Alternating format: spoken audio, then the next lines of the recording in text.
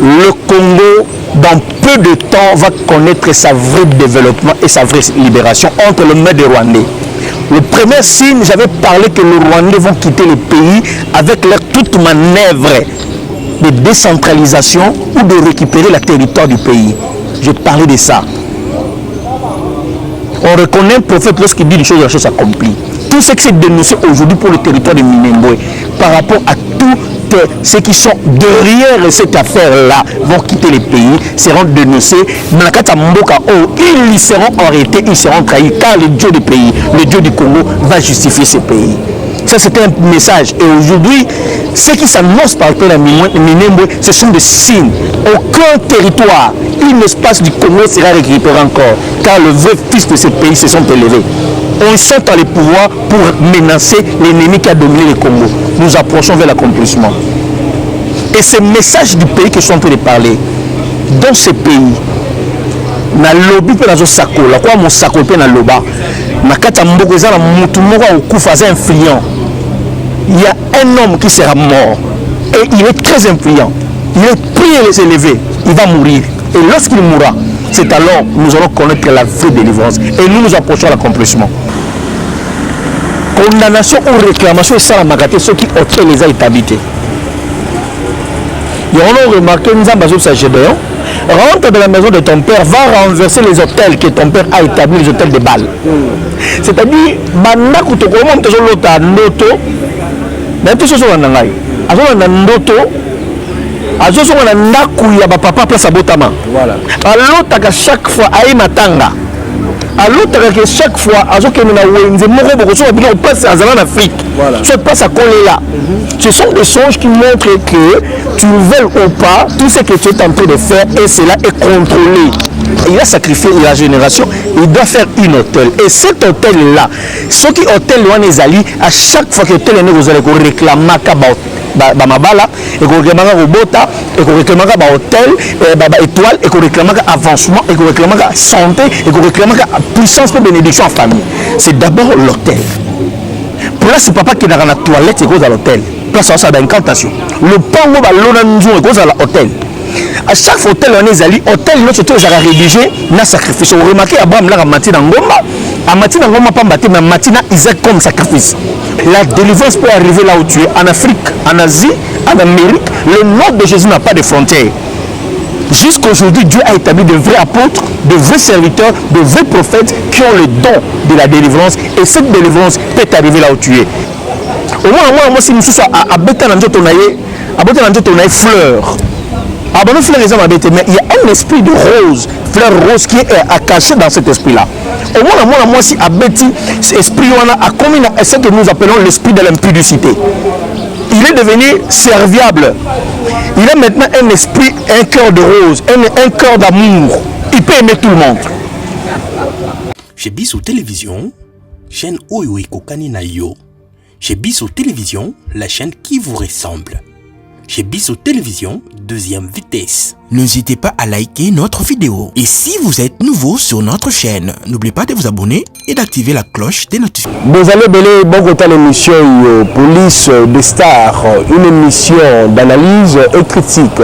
Na pesi bino bambote belé sika bozali, na pesi mbote na Bob Bukasa pour la réalisation du Toko.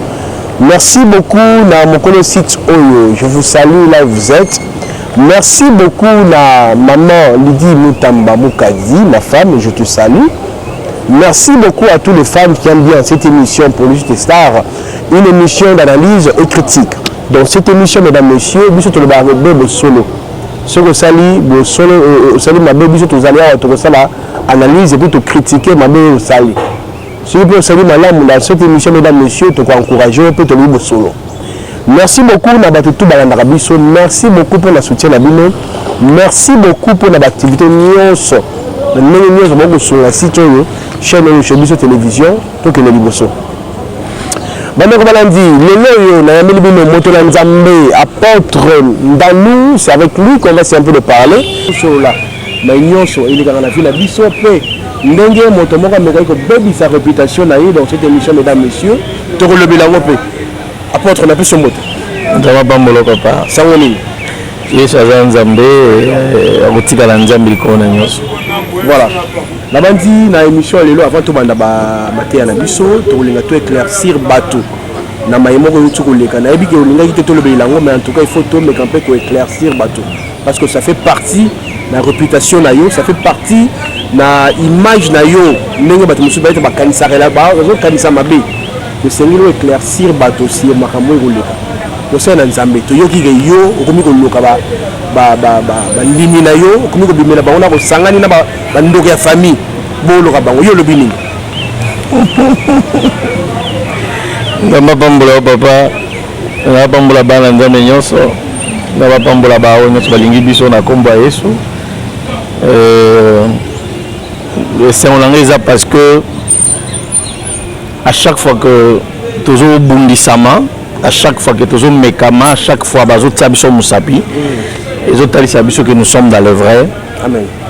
Moi je crois que moto akoloba biso to sangana bandoki c'est moto azoye bandoki c'est que mo réellement aza ndoki parce que moto ko découvrir pe ko yeba mama bandoki c'est que mo azandoki parce que kozala koyeba ke ndoki mo bimila yo ko sangana bandoki ya famille koyeba pe bandoki ya famille yango basangani pasteur bande ko bondela pona komi akomi ndoki azo sangana ba famille c'est que pasteur wana azandoki te ayko sisa ne misala bandoki na yo moko ndoki ya famille nde bobalukeli po bobimisa ye ndoki.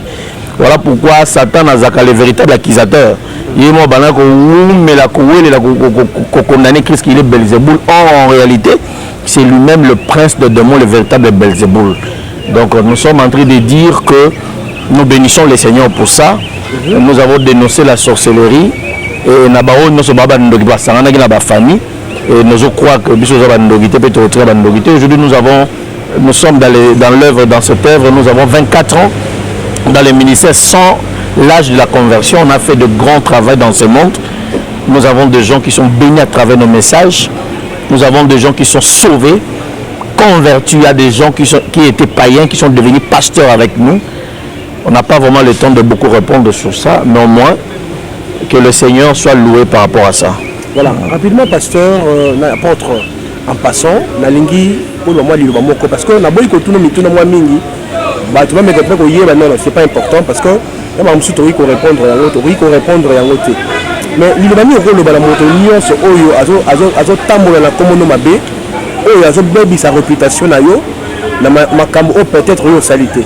La limite à la caméra, on le moi quelques minutes pour te ban émission na biso, pendant te ban émission. Donc nous sommes en train de dire que l'argent qu'on a montré, c'est trop peu pour nous. $1 000 ou un $500 ou un $1 500, c'est trop peu pour nous. C'est trop bas pour nous. Nous sommes en train de dire qu'ils n'ont pas détruit notre image, mais ils ont encore pulsé notre image, ils ont encore lancé, propagé notre image, parce que à ceux qui croient en nous, ils ont confiance en nous. Ils connaissent comment nous servons le Seigneur et comment nous avons compris à servir le Seigneur. Je crois que c'est une mission de Jézabel. Hein. Il n'y a qu'un pasteur qui peut détruire notre pasteur. Et comme ça a noté, et ça a douté. Parce que le Satan ou le démon œuvre comme ça. Pour bien régner, de détruire l'image de vrai. Donc quand nous avons ceux qui basent le mabé à mouta faux non. Ou bien basent le mabé à mouta faux non. Ni batsaka ba musapi bazalaka bato bazaka na vrai. Bazaka na vrai parce que Jézabel mission na munene ezaki de déstabiliser Élie. Élie qui était le vrai, mais Élie a été considéré comme le faux jusqu'à ce qu'il fallait le mot Carmel. Donc nous sommes en train de dire que moi passé ezaki moi justice. Nous avons noncé ça dans tous les chaînes et je crois que nous avons de la justice à co-justifier. Le feu va consumer Jézabel avec ses prophètes et avec tout ce qu'il a fait. Nous sommes contents parce que lorsque nous sommes combattus, c'est alors que nous nous rendons encore plus forts. J'encourage tous ceux qui croient en nous, tous ceux qui croient en notre ministère et ceux qui espèrent en nous, ceux qui croient en notre onction, ceux qui ont vécu des miracles. on n'a pas à discuter, on n'a pas à montrer ou à démontrer de ce que nous sommes, mais néanmoins le Saint-Esprit en vous convainc de la mission, de la grâce et de l'appel. Parce que Jézabel, sa vraie mission, c'est de détruire le vrai. Je peux vous donner ce témoignage. J'ai connu le Seigneur, j'avais 13 ans. Aujourd'hui, je le sais, il y a 27 ans. Et nous sommes ce premier régime des apôtres, de prophètes, de jeunes qui ont bougé ce Congo, qui ont instauré la vraie prophétie, qui ont instauré le ministère de l'offrande du prophète, qui ont instauré la puissance dans les médias dans ces pays. C'est à ne pas contredire. Nous sommes et je suis l'apôtre majeur. Je ne vais pas parler plus de moi, je ne parle pas plus de moi, mais au moins le Seigneur va parler de nous. Que le Seigneur vous bénisse. Voilà. Merci beaucoup, apôtre. Nabandi message wana ba union so ba kotamisa komona ona nenga mambe. Robert Samafimbu. Et puis na rappeler ndeko nanga collègue nanga moko journaliste oyo ko sala ba émission oyo ba pesi ba mbongo pour ça ba émission contre apôtre. Voilà vous répondre nga moko na bandi. Donc ça là une émission spécialement pour répondre à ma union sur Molobi. Mais ça important pour le moment. Moi tout le monde tout le monde ma spiritualité, ma lien familial. Les autres comme on a battu mingi, bako kangama. Est-ce que Nzambe a vu que le blabé moto na ndoto peut ça la marangeni? Dieu parle d'une manière, tantôt d'une autre. Tu vois que le domaine de la spiritualité, ce qui te simbi les effets ou la réalité, il y a songeté. Aux païens, mon moins Nzamba kolotisa parce que tout le monde qui Pharaon azaki païen, un idolâtre, un occultiste, un magicien, mais une auto. C'est-à-dire au centre de la raté, n'importe quelle religion où vous allez. Ça peut être musulman, ça peut être catholique. Je ne sais pas quelle religion que tu es chrétien, mais au moins Dieu parle dans le songe. Dieu parle dans les visions. C'est un domaine spirituel, c'est une catégorie spirituelle. Dans le sens que c'est le spirituel qui domine le matériel. Où nous sommes le feu de la nuit, où nous sommes le fruit du résultat du spirituel. C'est-à-dire, nous tous, à après 9 mois, place à outil, c'est un songe. Place à outil, c'est une vision. À Yébi, là où il vient, mais il apparaît dans la réalité. C'est qu'il a vécu quelque part dans le ventre de maman. C'est un songe. Donc on a vu à Moutounion, le spirituel dans le songe est puissant. Rappelons les choses que Joseph, à côté de la prison, a rencontré 2 esclaves. L'esclave du roi et l'autre on appelle le panassier. C'est lui qui faisait du pain ou qui servait le pain au roi. Et l'autre on appelle le chanson. C'est lui qui servait le vin. Et songe et bimeli bango à tel point que Moussous a loti, azopé sa roi, Moussou a loti, que azopé sa lipa, prophétie à songe, ou à Joseph azopé interprétant, on dit, yon moutou ya 20, bako libéré yo, après 3 jours tu trouveras grâce, mais yon moutou lipa bako bomayo, bako kato moutou. Et cela s'est fait exactement ce que le songe ou la vision a été dite. Aspect prophétique est cassé dans le songe d'un niveau alimentaire. C'est-à-dire, ne négligez pas les songes. Quand vous négligez les songes, qu'on refoule, et c'est très dangereux dans le moto, parce que l'autre, dans le bossana, et c'est très dangereux dans le moto à l'autre raté. Le moto à l'autre raté, c'est qu'il y a déjà recouvert. C'est-à-dire, à côté du domaine de la possession éternelle, il est oppressé ou il est dominé, mais l'auto, explication il est en train de vivre ce que nous sommes en train de vivre, le lien ou les hôtels de famille qui est en train de le poursuivre pour toute sa vie. L'explication des songes et l'importance des songes est très prophétique. Parce que nous avons une émission dans une émission, à lobby, même à travers un autre Koufi. Est-ce que c'est possible à travers un autre batika biso bapesa biso message na nzoto? Je vais expliquer que ndoto na mutu akufi songe. Il y a 3 catégories de ces choses. Voilà. Première chose, Dieu peut utiliser celui qui est mort dans le Seigneur, mais son esprit a été dans les services, son esprit a été au service des saints. Tu peux avoir Abraham, il est déjà mort, mais son esprit a été au service des saints. Tu peux avoir Moïse te parler. Tu peux avoir l'esprit d'Élie. Ton pasteur, ton roi, un homme qui est important pour toi peut donner un message. Mais son esprit a été au service des saints. Dieu peut faire ramener les esprits des saints pour une vision ou pour un message. Tout le monde dans la Bible, Dieu va ramener l'esprit d'Élie et l'esprit de Moïse pour sauver Israël. C'est ce que je suis en train de parler. Donc, nous avons révélé dans les songes, mais parler avec les esprits qui sont déjà morts ou parler avec le mort, c'est ce que nous appelons la magie ou l'abomination, parce qu'il est réservé aux hommes de mourir une seule fois, après quoi vient le jugement. Il n'y a plus la vie après la mort. Mais Dieu peut faire ramener les esprits des saints pour un message. Comme il fait au temps de la fin, il prend l'esprit d'Élie et l'esprit de Moïse pour une mission de libération d'Israël. Mais nous sommes en train de condamner le culte de mort. Le culte de mort, le système comme aussi, le culte de mort, le culte de Requiem, cela est démoniaque. Cela n'est pas biblique. C'est ce que nous appelons la nécromancie. C'est ce que nous sommes en train de dénoncer. C'est parler avec le mort, c'est invoquer l'esprit de mort. L'esprit de mort vivant. C'est ce qui se passe. C'est vivre avec un esprit de mort. Quels sont les signes oyo ilaksaki moto oyo asala makambo signe ndoto oyo za mabe ndoto za malamu et puis ba signe to mona ba origine mususu mona likambo ko na bisa sala à l'époque même deuxième génération bana ba ko kende ko buka mboma eloko wana mais na pona okata ba lien wana par exemple ko na bisa sala bunganga parce que ngapi na za témoin vivant ko na biso mo ba simba ki ma sacrifier deuxième génération. Est-ce que bateau a sacrifié wana?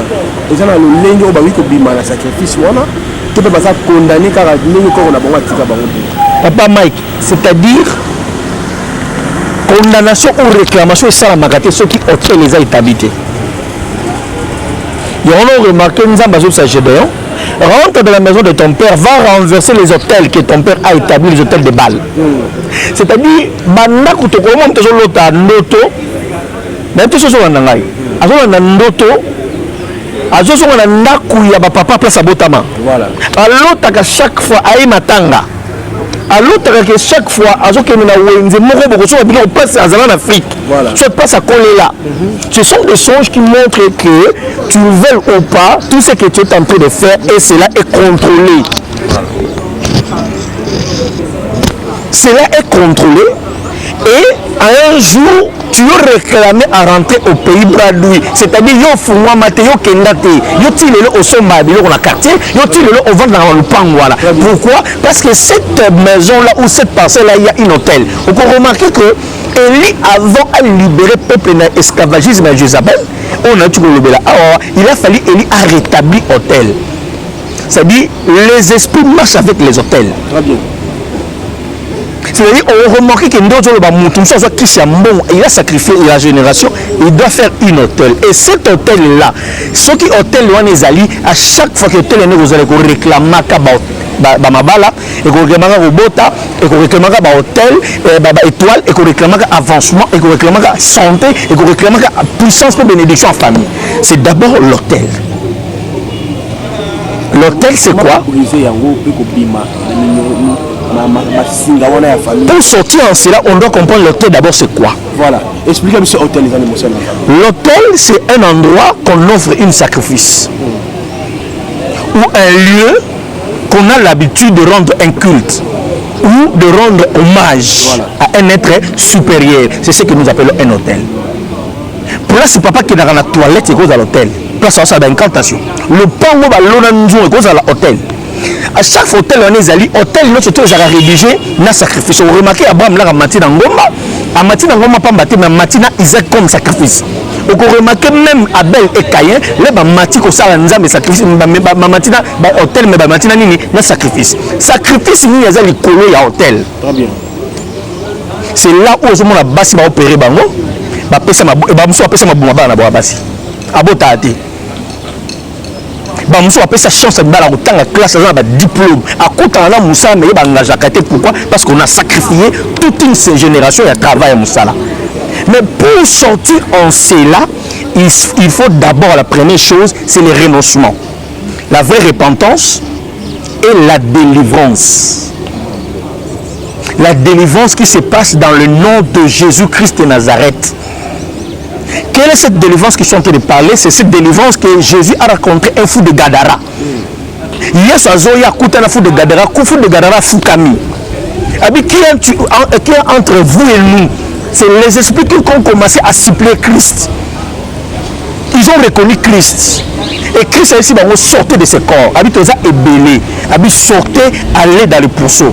C'est-à-dire le nom de Jésus est plus puissant que les démons de l'alliance, les démons des hôtels, et les démons des songes, et les démons de nocturnes, et les démons de cauchemars. Voilà pourquoi ceux qui me regardent, sous la terre et au ciel, il n'y a qu'un seul nom qui nous a été donné pour être sauvés, c'est le nom de Jésus-Christ. La délivrance peut arriver là où tu es, en Afrique, en Asie, en Amérique. Le nom de Jésus n'a pas de frontières. Jusqu'aujourd'hui, Dieu a établi de vrais apôtres, de vrais serviteurs, de vrais prophètes qui ont le don de la délivrance. Et cette délivrance peut arriver là où tu es. Il ne s'agit pas qu'il y ait il ne s'agit pas seulement de démons, mais le nom de Jésus puissant et qu'on libère les démons et ces noms-là jusqu'aujourd'hui guérit. Et ces noms-là jusqu'aujourd'hui sauvent. Je suis un témoignage vivant. Merci beaucoup. La bande qui éclaircissement par rapport à ma émotion dans Zambalo. Mais toi, on continue kaka. Donc on a Babylone au Moussous, on a dit hôtel, on a fait briser. On a monté Moussous par exemple à l'époque avec mon Masanga. Avec un tatouage dans Nzoto. Si vous avez un tatouage, par exemple, comment Satan dans Nzoto, est-ce que vous en avez fait? Tu peux signer numéro diabolique. Papa Mike, moi, Simoko, a toujours dans la classe. Jeune fille, elle a été cinglée. Mais awa abeta tatouage dans mon corps. Là, abeta tatouage dans mon corps. Et ça dit que moi si moi j'ai un jeep il y a kitoko bien climatisé azwa na nzela amoni moi si na tatouage alors le quoi là tu sais quand il y a 11 ko zwa bana amoni tatouage nzela qui signe ya code il y a monde mystique au moins si on a à Evraka donc tu as joué avec jeep tu as dans jeep climatisé alors na vie a bien exact code mobile alors à pousser na kitisi rétro à kitisi vitre na la kitisi vitre na a pesi moi si on a monté ya code. Il y a monde dans bango par rapport à la magie. Moi, je suis en mon dérangement. Oh, mais pourquoi tu peux faire un critique ici? Vite, je peux savoir le bon, on a bien monté. Moi, je suis insisté, c'est impossible. On doit remettre un tatouage. Allez, maman, on va dire, ah, pour ça, ni. Peut-être que tu vas ça encore. Moi, je suis en Kitty. Maman a pêché comme moi. Maman, je suis en train de tu me déranges, non, qui est dans la classe. Non. Aux hommes mutabé, à ce bâti. Aux hommes mutabé, mais tatouage au béton est un code mobile. C'est-à-dire, ce qu'on fait dans nous autres, on dans le monde de facilement. C'est-à-dire, on loca facilement, on coûte à nous facilement, on sort nous facilement, on contrôle facilement. Il y a toujours là-bas. Tatouage, je me suis dit, et ce sont des mots qui vous content sans que vous bas. On appelle ça le signe de réclamation. Au moins, si nous sommes à bêta dans notre on a fleur.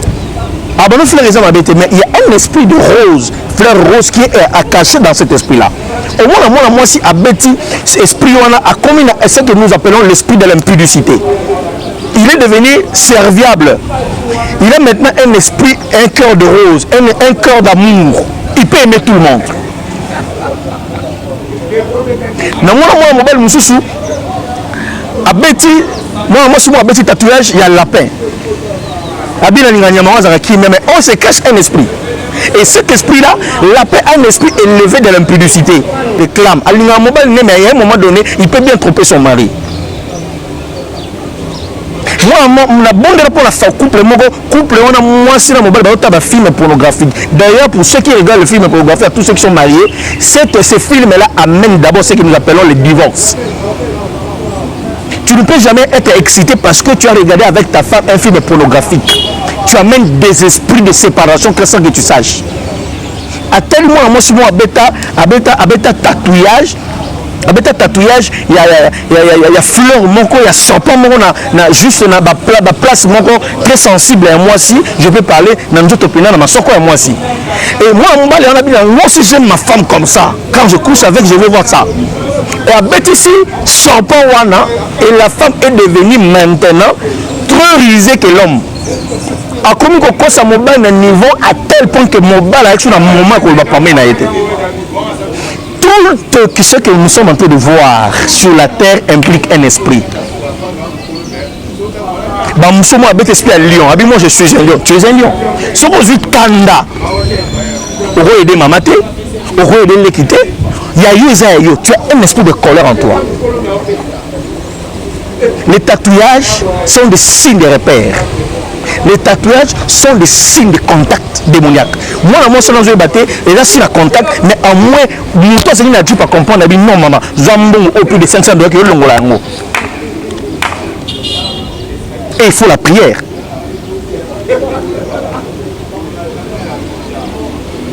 Et cette prière-là, jusqu'aujourd'hui, la puissance de Jésus peut enlever ça. Et jusqu'aujourd'hui, tu as besoin de la véritable repentance et tu as besoin de la prière. C'est ça la puissance de l'impact dans les tatouages. Vous remarquez, surtout visa la DVD, ils ont servi les tatouages de leur étoile. Qu'est-ce qui se passe pour nous aux visa? Il y a DVD, ton étoile, si ton étoile est en bon état, aux visa. Pourquoi? Parce que c'est tout un esprit qui est en train de servir vos étoiles à une réclamation des étoiles par rapport à un tatouage. Parce que l'avenir, c'est un tatouage. Qu'est-ce que le diable fait? Le diable transforme ce que Dieu a créé. On peut remarquer, même pour rater le royaume de cieux, tu dois avoir un tatouage de 666. C'est un tatouage. C'est un signe, c'est un cachet, c'est un sceau. Voilà pourquoi la Bible dit, ceux qui sont dans le Seigneur, nous sommes cachetés dans la rédemption à la résurrection, de la mort à la vie par Jésus-Christ par la croix, pour aujourd'hui que nous servons à la gloire du Père. Donc nous avons le sceau du Saint-Esprit, où le diable utilise aujourd'hui comme un signe de détruire toute une vie, car vous le savez, la Bible dit en Jean 10:10, les voleurs ne viennent que pour détruire, égorger et dévorer. Et moi je suis venu pour donner la vie et cette vie en abondance. Voilà. La bandi bandeko balandi beaucoup un message très important vraiment édifié dans le parce que tout ça la vie sans le savoir mais le que les gens awa pe na mboka na biso ba guerre de paille ma minembo kuna ba ko est-ce que mosala nzambe ba minembo wala be ko tia biso na mabondo lité vraiment nzambe ma ko loba te pona mabondo lo ba ko kufa chaque jour to loba to ko senga na mokonza mboka me ko tala dossier et ko sala passe nini to ko na bibili ne ko sio bilanga ba réseaux sociaux za malamu te moto na nzambe est-ce que prière mo te bongo sala pona ma minembo s'il vous plaît. On ne peut jamais prier sans la révélation. Mission, je prophétisais pour le Congo. Les signes que je prophétisais sont en train de s'accomplir.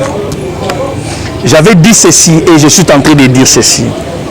Le Congo, dans peu de temps, va connaître sa vraie développement et sa vraie libération entre le mains des Rwandais. Le premier signe, j'avais parlé que les Rwandais vont quitter le pays avec leur toute manœuvre de décentralisation ou de récupérer le territoire du pays. Je parlais de ça. On reconnaît un prophète lorsqu'il dit les choses, la chose s'accomplit. Tout ce qui s'est dénoncé aujourd'hui pour le territoire de Minembwe, par rapport à tous ceux qui sont derrière cette affaire-là, vont quitter le pays, seront dénoncés. Ils seront arrêtés, ils seront trahis, car le Dieu du pays, le Dieu du Congo, va justifier ce pays. Ça, c'était un message. Et aujourd'hui, ceux qui s'annoncent par la Minembwe, ce sont des signes. Aucun territoire, un espace du Congo sera récupéré encore, car le vrai fils de ces pays se sont élevés. Ils sont dans les pouvoirs pour menacer l'ennemi qui a dominé le Congo. Nous approchons vers l'accomplissement.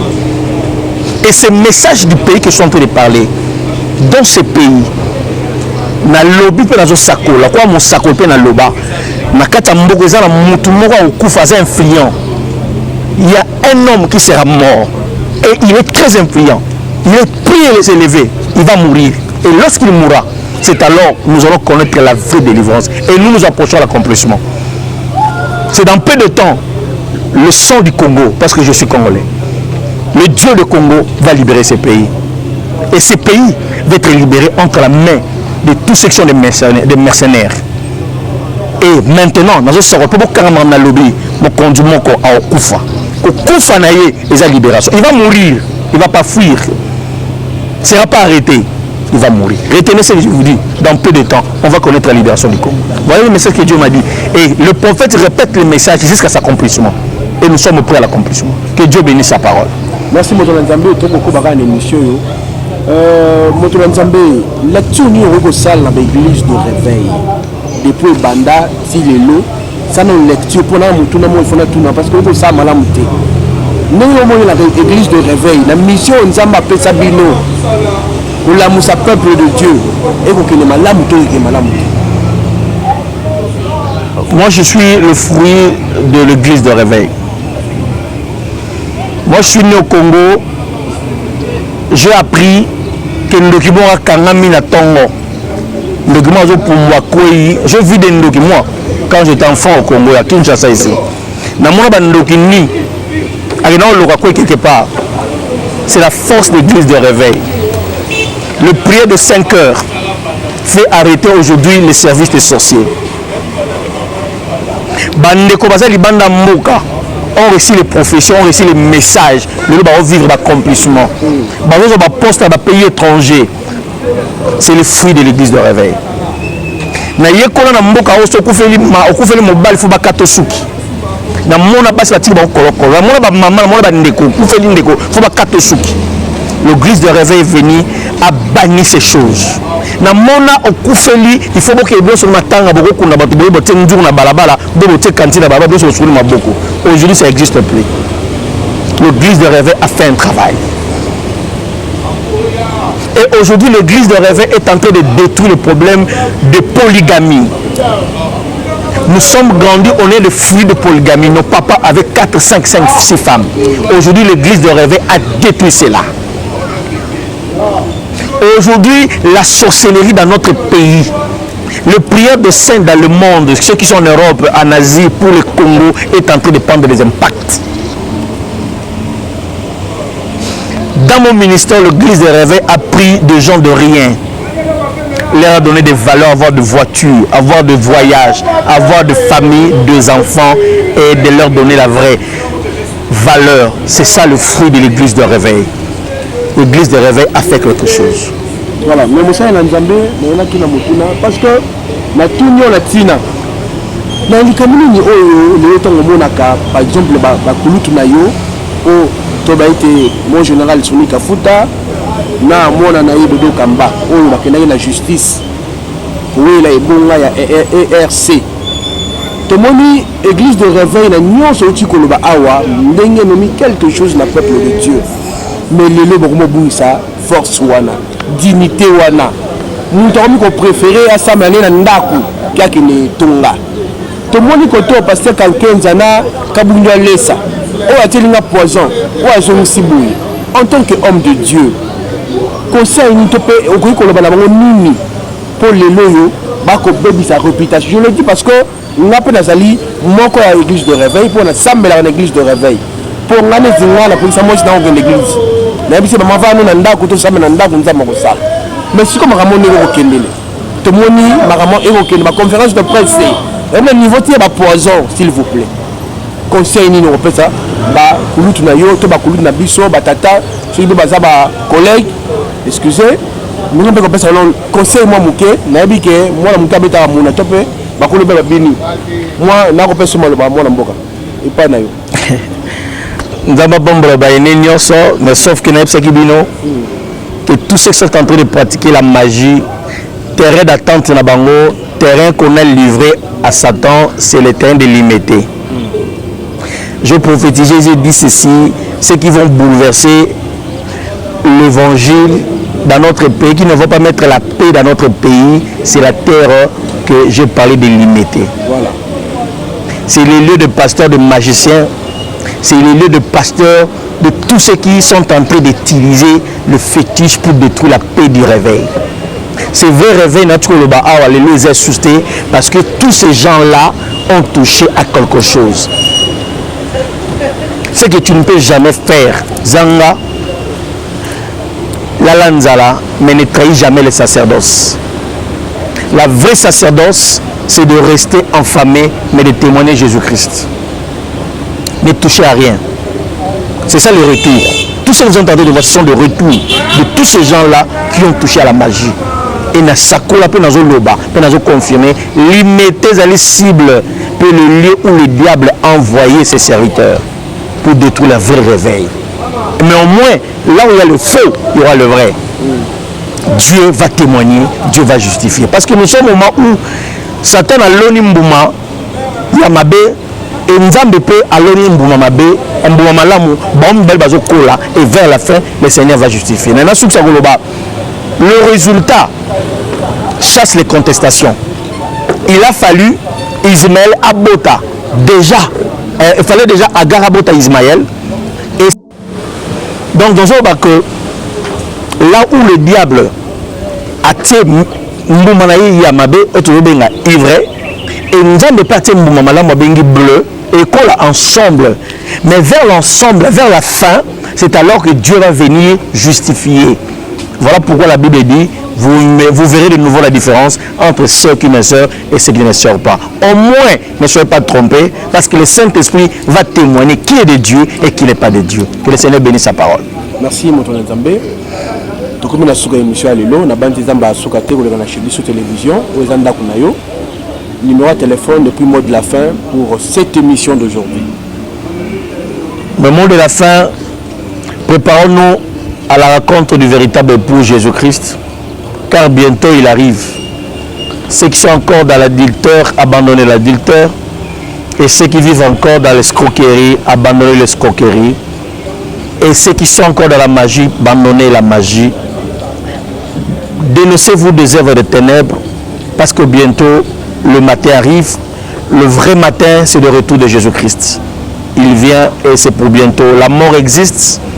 Et nous sommes heureux à ceux qui sont en train de mourir dans le Seigneur parce qu'ils verront Dieu. C'est moi votre serviteur, l'apôtre Ndanou, Ngamputu. Je suis plus sur WhatsApp. C'est bien sûr plus 243 99